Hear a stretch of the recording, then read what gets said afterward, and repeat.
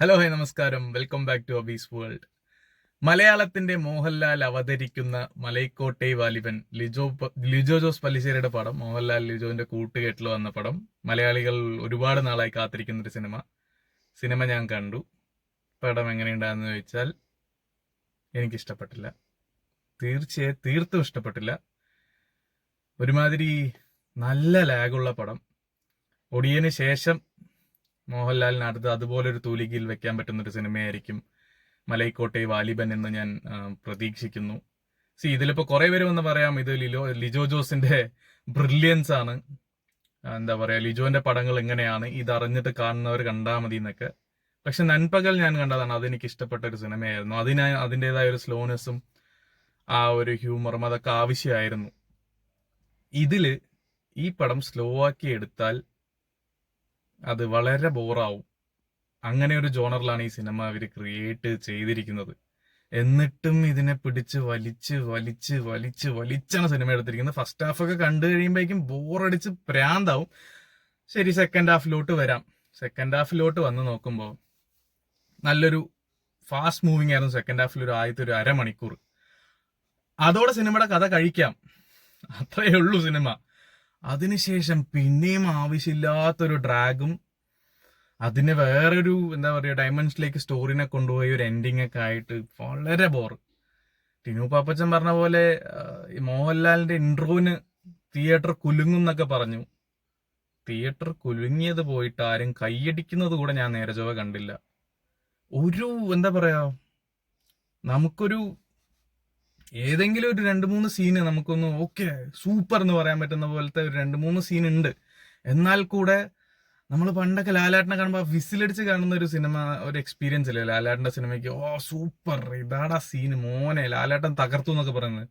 അത് ഈ സിനിമയിൽ കംപ്ലീറ്റ്ലി മിസ്സിംഗ് ആണ്. അത് സിനിമയ്ക്ക് തരാൻ കഴിഞ്ഞില്ല എന്ന് തന്നെ പറയാം. ഒരു ലാലേട്ടൻ ആരാധകനായിട്ടാണ് ഞാൻ സംസാരിക്കുന്നത്. എന്നെ തീർച്ചയായും നിരാശപ്പെടുത്തി എന്ന് പറയാം. ലിജോ ജോസ് പല്ലിശ്ശേരിയുടെ സിനിമകൾ എടുത്തു നോക്കിയാലും ഈ സിനിമ ഒരു താഴ്ന്ന തട്ടി തന്നെ ഇരിക്കുന്ന ഒരു സിനിമയായിരിക്കും, ഡബിൾ ബാരൽ പോലെ.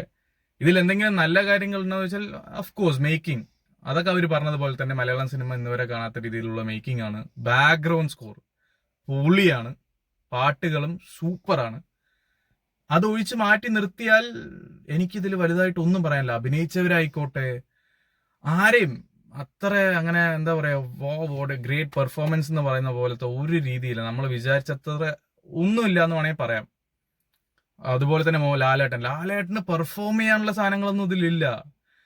ലാലേട്ടന് പെർഫോം ചെയ്യാന്ന് പറഞ്ഞാൽ ഇതൊരു എന്താ പറയാ, ഒരു യോദ്ധാവ് തന്റെ യാത്രയാണ്, അയാളുടെ യാത്രയാണ് ജീവിതത്തിൽ. പലയിടത്തും ഒരു മല്ലൻ പല സ്ഥലങ്ങളിലും പോയിട്ട് കീഴടക്കുന്ന പോലത്തെ ഒരു കഥയാണ്.